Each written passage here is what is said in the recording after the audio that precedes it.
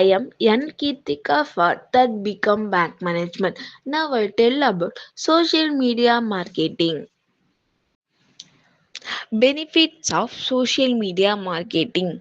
Brand awareness, higher conversion rate, tracking competitors, increase website traffics, retarget customers, promoting product and service, cost effective, customer satisfaction, higher conversion rate.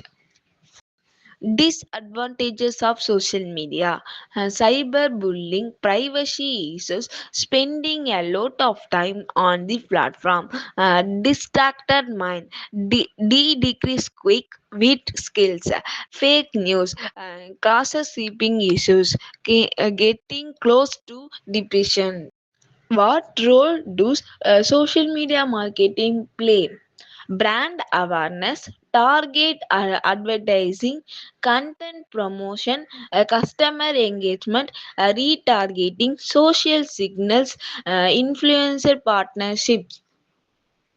Conclusion: social media has a powerful platform for a customer engagement. Social media as a form of marketing will present a whole new pace challenges.